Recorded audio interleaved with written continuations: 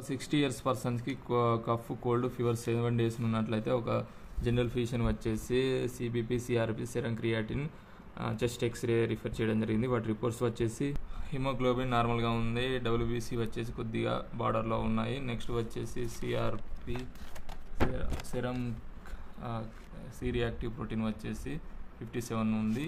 next వచ్చేసి chest x ray వచ్చేసి